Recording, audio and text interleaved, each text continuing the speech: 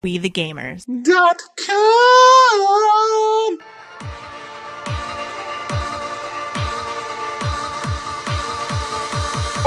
Awesome. Think of us as Yoda, only instead of being a little green man, we're awesome. Pretty impressed with the audio because I'm an audio guy. I remember playing Atari, and I don't know if the game was like Hubert or something crazy like that, or...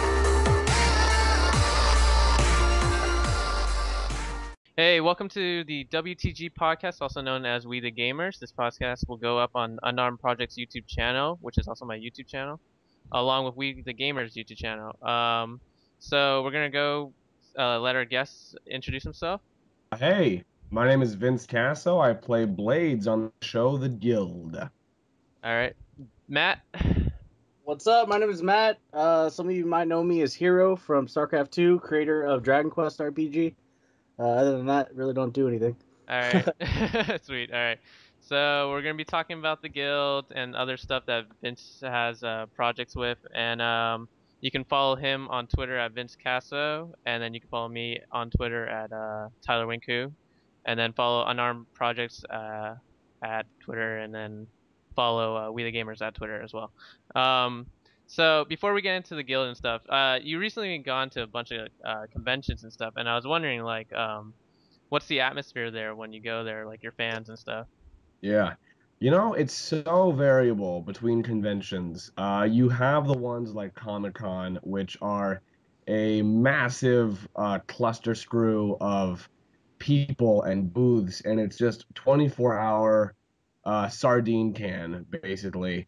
A lot of fun, a lot of great companies represent there, but it's definitely a large commercial thing.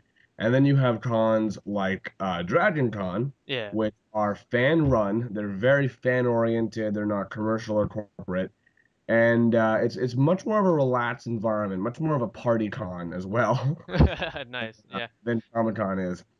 Uh, and you know they're both good in their own right. One of my personal favorite cons actually is BlizzCon, Oh yeah. Yeah. because I grew up with Blizzard titles. I played StarCraft when it came out, and I still play StarCraft, the first one, to this day. Oh yeah. So those cons are always a lot of fun for me to be able to watch some tournaments, to be able to go and play the alphas and betas of the new games. But really, no two cons are going to be exactly the same. Yeah, yeah. Because I recently went to Kamikaze and met you guys there, and the atmosphere there was a lot smaller than per se like E3 conventions and a Oh, Comic sure. Con. Yeah, and then so because you know how like the guild is made by Felicia Day and stuff is, and then like they were saying that they're fans of the guild, and then when they go up to you, like, have you ever met someone who's like, oh, what do you do, kind of thing? Well, you know, people who come to our booth, they will typically know who we are, even if they've only seen Felicia's work. Yeah.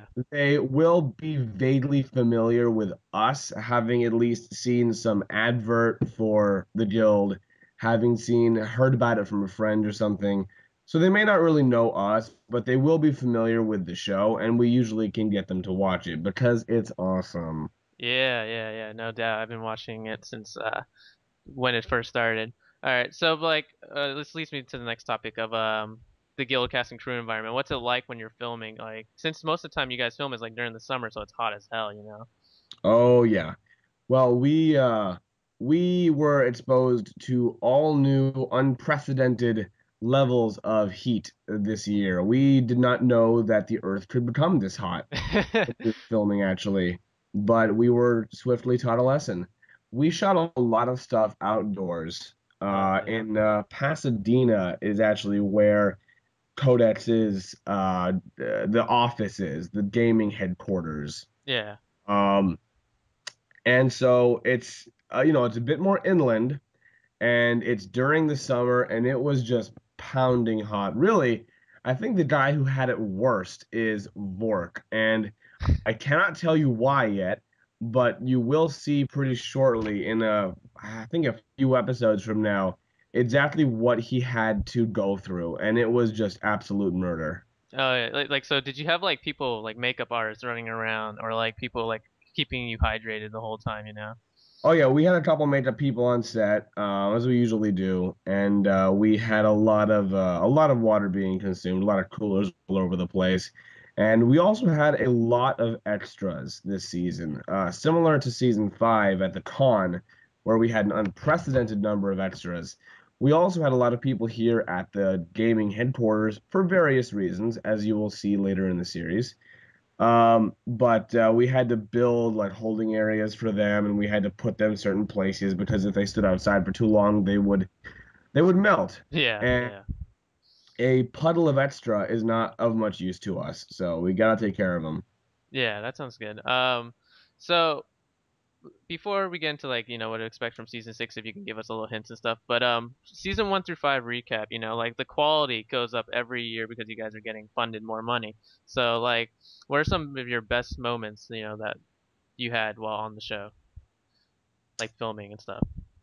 Oh, well, that's a good question. I usually say that my favorite season is season 5, and a lot of the stuff in there was just such a blast to do, especially with all of the guest stars. Yeah, the Because, cameos. Yeah. yeah, I was fortunate enough to have one-on-one scenes with almost every single guest star that we brought on for that season. And then there's my favorite scene in pretty much the entire series, where I enter the hotel room party and I walk through the crowd of celebrities, just having weird banter with all of them as I go by. And that was actually the first time in the guild where I improvised pretty much the entire scene. Wow. Uh, Okay. Previous to that, I've always been one to stick very closely to script, doing some minor improv here and there. But for this scene, Sean Becker, our director for season 5, just said, "You know what, man? Just do whatever. Just go nuts. See what happens." And so I improvised the bulk of the dialogue, and it was so much fun. It was an incredible amount of fun.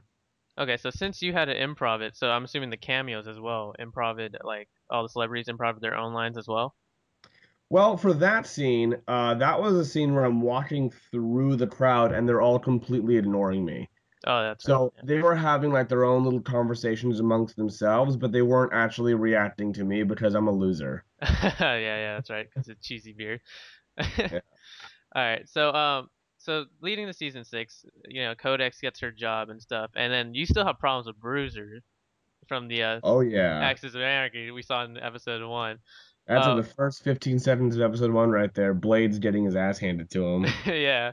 So we can still see that like every season that, someone from the group has a core problem. I'm assuming Bruiser is gonna be your main problem. Is there like a development of Bruiser character since he's gonna be like your problem throughout the whole season? Oh yeah, there's actually it's not a long or large plot arc with Bruiser, but there actually is a fairly significant story development regarding Bruiser, but you will not see it until I think the last episode. The last episode. Okay. So keep that in mind and keep an eye out for it. Sounds good. I think we just lost Matt. Matt, you back here yet? So like with the past other seasons too, with character development, Codex has her thing, Zabu changes, and we haven't seen Bladezz or Tink that much change. Now did Felicia Day like write in some more character development for your characters this season? Well, I can say that Tink has a pretty major character development in this season.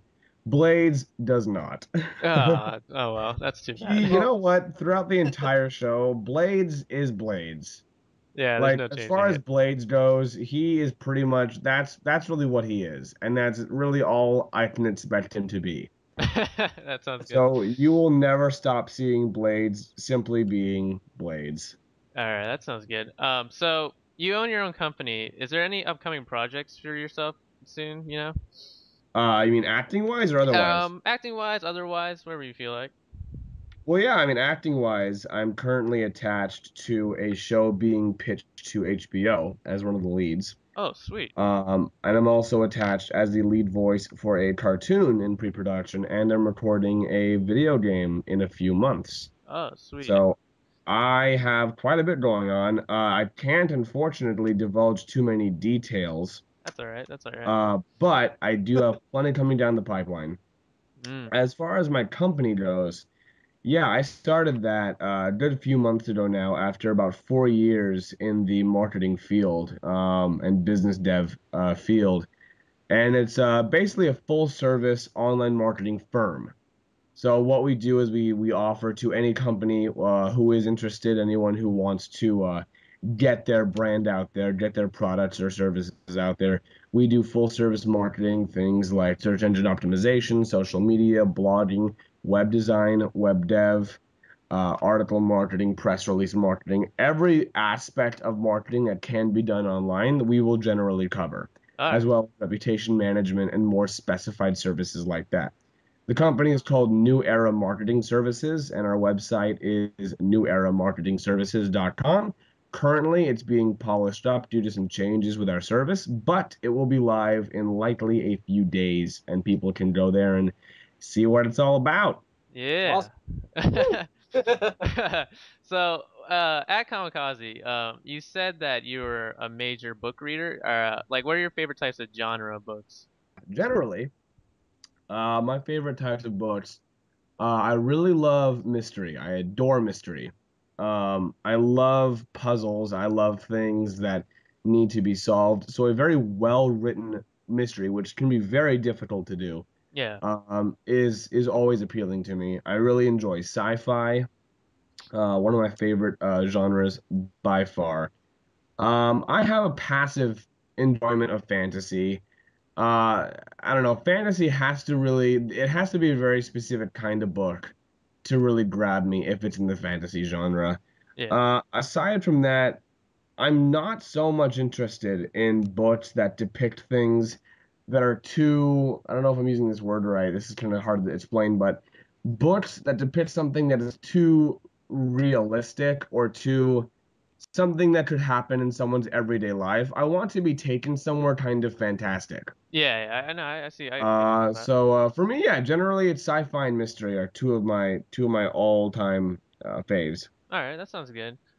So, since it's the big fall, games are coming out. What are some games you're playing right now, and games that you're looking forward to, to getting your hands on? Well, unfortunately, I have not had as much time as I might like to play some of the newer titles, running my startup and all that kind of stuff Yeah. going on, in addition to the guild. Right now, I'm I had just played Mass Effect 3 Oh, nice, uh, nice. recently. I'm tentatively replaying Skyrim because I lost my save What? after like 30, 40 hours of gameplay. That That's sucks. So I was mildly upset after that. I still play StarCraft very frequently, That's right. the first one on a routine basis, and I compete against my friends and stuff. Obviously nothing big leagues, just little stuff for fun. Yeah. Let's see. Yeah, I was playing Dead Space for a bit. There are a few games I'm looking forward to, though. I've been watching some trailers for Dishonored, Yes, and Dishonored. oh, that's pretty interesting. it was good. And I'm pretty sure it's a Bethesda title, right? Yeah, it is. It's Bethesda titles, Skyrim, like probably number one, and then Yeah. usually with them it's like 4 years, and then you'll get another good title. But Dishonored looks pretty good. So Yeah, I generally like most things Bethesda crunches out, so I will probably be giving that game a look. There are some others I'm interested in right now. Some indie titles that I've been looking at. I've been playing Minecraft for freaking ages, ever since it came out for PC. The beta I've been yeah, the playing. beta. The game. Now everybody's So, on the bandwagon. yeah, that game is, it's one of those games where I'll play it for a while and I'll just be freaking loving it. And then I'll be like, what am I doing? And I'll get so bored of it for a while. And then time will go by and I'll be like, man, I really miss Minecraft. And I'll just go back to it for a while. And it'll just repeat. It'll repeat like It's that. a love-hate I relationship. do that. I do that all the time. Now, Uh, okay, yeah, that's my story. you said that you played Mass Effect and you beat it, but did you like the ending? Like, because most people were generally upset with the ending, and they had to release another content. I would warn you to not get me started on this. basically, I'll try and keep it in a nutshell. I thought the original ending was very, very poorly executed, to put it in as political terms as I can. I thought it failed on execution on a technical level, just the storytelling and the way it was done in the gameplay, and also from a plot standpoint. Uh, the DLC they released, which thank God they released something, uh, that handled my issues of how it was executed technically. I thought it turned the ending into a very moving, very heartfelt, very well executed ending. However, it did not address my issues of plot. Yeah. I felt that the initial story idea that the game team actually had should have been what they used in the end, because some people don't know this, but originally the ending of Mass Effect 3 was going to be around the subject of dark matter. Oh, It really? was not about organics versus synthetics. That freaking tired ancient plot. I cannot stand it. It was about dark matter. It was about the use of Mass Effect fields creating too much dark matter, too much dark energy, which was accelerating the entropy of the galaxy, which would result in the extermination of all life and the prevention of future life from being able to occur. Yeah. So it turned into the Reapers actually, in all seriousness and in no convoluted way, are not bad guys. They are extinguishing life so that the galaxy has chance to get its shit back together for the new life to come through. And if they don't, the current life existing, the current spacefaring civilization will overuse Mass Effect technology and thus destroy the galaxy. So it turns the Reapers into these sort of anti-heroes, Yeah, exactly. which I really liked. The way they did it in the game was like, well, the Reapers have to destroy humanity because if they don't, humanity will create robots that destroy them. So you're using robots to destroy us. Okay, you know what? I'm just going to sit down. This is just the most bizarre circular logic. I could not stand it. That's weird. Also, I do have to say, I don't know if you guys are familiar with the whole indoctrination theory that was really popular for a long time across the various the BioWare forums and whatnot. But I really hoped BioWare would run with that because it had such a massive public support, and they could have become plot RPG gods if they had followed the fans' idea to turn it down an indoctrination route. Anyone listening to this who understands that theory will hopefully agree with me because it was freaking awesome. Yeah. But in a nutshell, that's my idea on Oh no, on Mass Mass Effect. Effect 3. Oh man. So we know that Geek and Sundry has other projects besides, the Guild. They have Tabletop with Will Wheaton, The Flaw, written by kids. We haven't seen you in it yet. Are you gonna be like showing on Tabletop with Will Wheaton or The Flog with Felicia anytime soon? Well, we had that recent episode with Sandeep in it, and I think the intention is actually to have various cast members from the guild have their own involvement over time. Yeah. She and I have been in talks about having a segment with me in one of the episodes, also having certain cast members host other episodes. So nothing's really set in stone, but definitely look forward to us contributing to the vlog. That's definitely her intention. All right, that's good. That's good. So for people like us, trying to start up a YouTube channel, or people who are just trying to, do what they love to do, what advice would you give to people like starting up or maintaining videos? Because it seems like you put in one or two videos here, but then you kind of give up because you're not getting the feedback. So what's your advice? Right. Well, honestly, this comes down to a few key qualities, a few key things to keep in mind. First and foremost is you gotta do something that you're passionate about.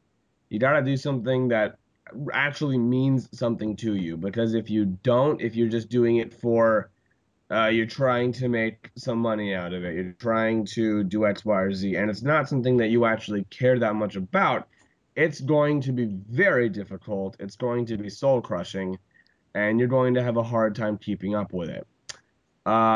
Secondly, is just to produce a lot. Just get material out. When you've chosen a niche, when you've chosen a subject matter that you're really passionate about, that you want to produce content about or do something within, you gotta just dive in head first, commit to it, and get that content out. So commit to, say, 2 videos a week, 3 videos a week, however many you do. Commit to getting the material out, having it be fresh, having it be new, having it be something that you, being part of that niche or that fandom, something that you would really want to watch or really want to read or want to take part in. Because if you really honestly think, wow, I would love to watch this video, being someone who likes this kind of thing, then there will be other people who will as well. There will always be people who are interested in that subject.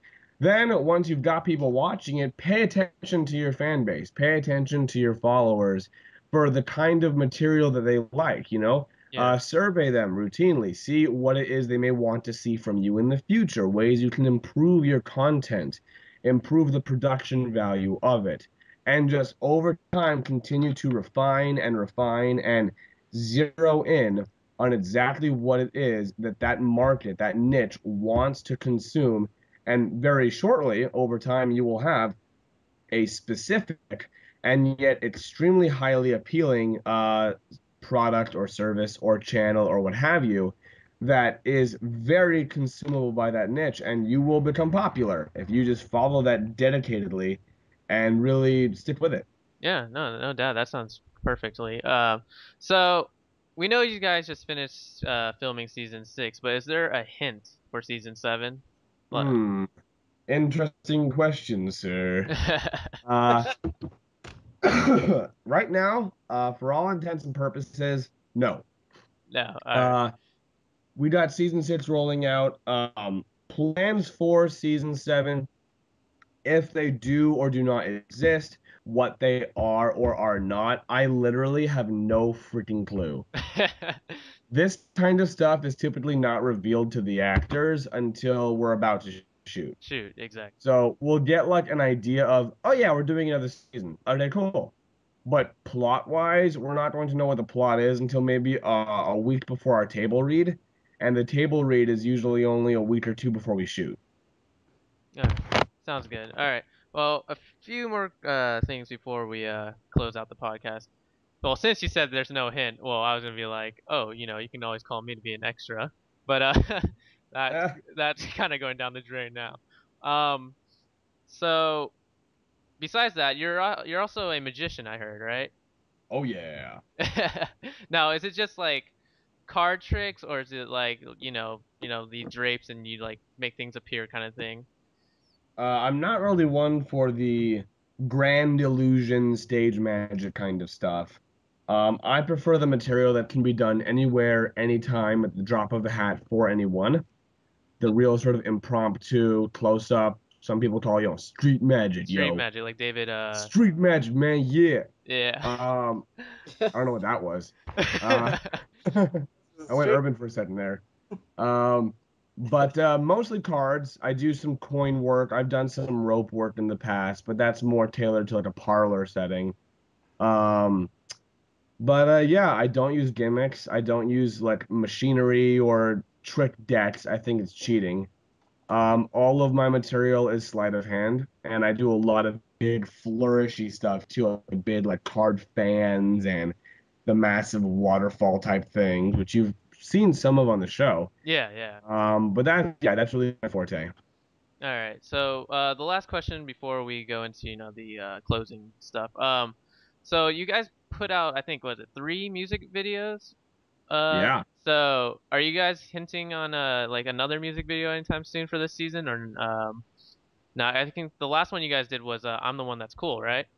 Oh yeah. And where now? Okay, I always wondered this because when you're doing scenes, because you get dumped into a toilet, right? Like, Yeah. is it is it just like a toilet you guys buy and then like it's like then you add water in it kind of thing? No, that was an actual public high school toilet. Oh God.